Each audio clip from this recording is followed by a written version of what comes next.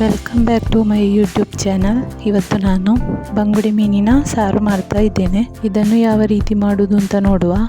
ಊರ ಮೆಣಸು ಹಾಗೂ ಬ್ಯಾಡಗೆ ಮೆಣಸನ್ನು ಟೋಟಲ್ 10 ಆಗಿ ತಗೊಂಡಿದ್ದೇನೆ. ಇದನ್ನು ಸ್ವಲ್ಪ ಬಿಸಿ ಮಾಡಬೇಕು. ನಂತರ 2 ಸ್ಪೂನ್ ಆಗುವಷ್ಟು ಕೊತ್ತಂಬರಿ, ಅರ್ಧ ಸ್ಪೂನ್ ಆಗುವಷ್ಟು ಜೀರಿಗೆ ಹಾಗೂ 1/4 ಸ್ಪೂನ್ ಆಗುವಷ್ಟು ಮೆಂತ್ಯನ ಹಾಕಿ ಸ್ವಲ್ಪ ಹುರ್ಕೊಳ್ಬೇಕು.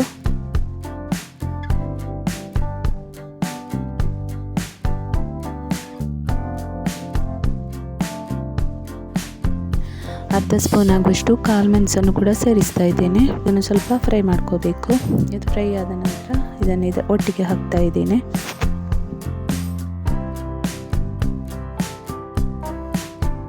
ನಂತರ ಒಂದು ಮೀಡಿಯಂ ಸೈಜ್ನ ತೆಂಗಿನಕಾಯಿಯನ್ನು ತಗೊಂಡಿದ್ದೇನೆ. ಅದನ್ನು ತುರಿದ್ಬಿಟ್ಟು ಇದಕ್ಕೆ ಹಾಕಿ ಅದನ್ನು ಕೂಡ ಸ್ವಲ್ಪ ಫ್ರೈ ಮಾಡ್ಕೋಬೇಕು.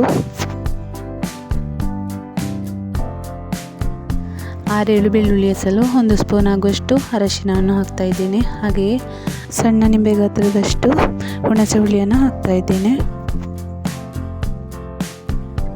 ಈಗ ಇಲ್ಲಿ ತೆಂಗಿನ ತುರಿ ಚೆನ್ನಾಗಿ ಫ್ರೈ ಆಗಿದೆ.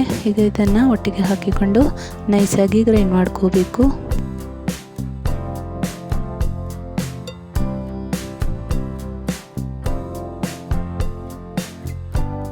ಸಣ್ಣ ತುಂಡು ಈರುಳ್ಳಿಯನ್ನು ಹಾಕ್ತಾ ಇದ್ದೇನೆ. ಈಗ ಒಂದು ಮಣ್ಣಿನ ಪಾತ್ರೆಯಲ್ಲಿ ಈ ಮಸಾಲೆಯನ್ನು ಹಾಕ್ತಾ ಇದ್ದೇನೆ. ಈ ಮಸಾಲೆಗೆ 2-3 ಗ್ಲಾಸ್ ಆಗುವಷ್ಟು ನೀರನ್ನು ಹಾಕ್ತಾ ಇದ್ದೇನೆ. ಇದು ತುಂಬ ದಪ್ಪಕ್ಕೆ ಇಡೋದು ಬೇಡ.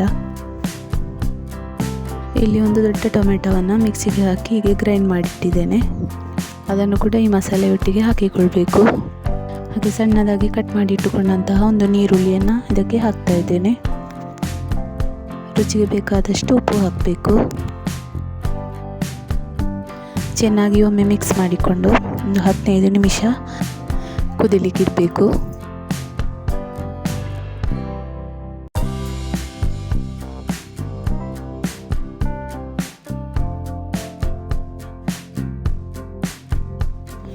ಅರ್ಧ ಕೆಜಿ ಆಗುವಷ್ಟು ಬಂಗುಡೆ ಮೀನನ್ನು ತಗೊಂಡಿದ್ದೇನೆ.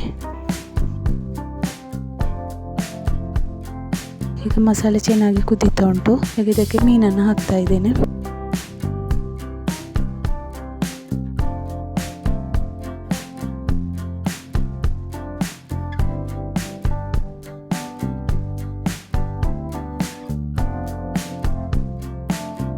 ಇನ್ನೊಂದು 5 ನಿಮಿಷ ಸಣ್ಣ ಉರಿಯಲ್ಲಿ ಮೀನನ್ನು ಬೇಯಲಿಕ್ಕೆ ಇಡಬೇಕು.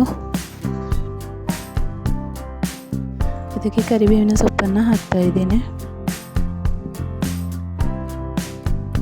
ತುಂಬ ಟೇಸ್ಟಿಯಾಗಿರುವಂತಹ ಬಂಗುಡೆ ಮೀನಿನ ಸಾರು ರೆಡಿ ಆಯಿತು.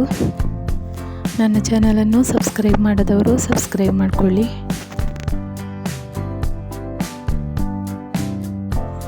ಇನ್ನೊಂದು ರೆಸಿಪಿಯೊಂದಿಗೆ ಮತ್ತೊಂದು ವಿಡಿಯೋದಲ್ಲಿ ಸಿಗ್ತೇನೆ. Thank you for watching.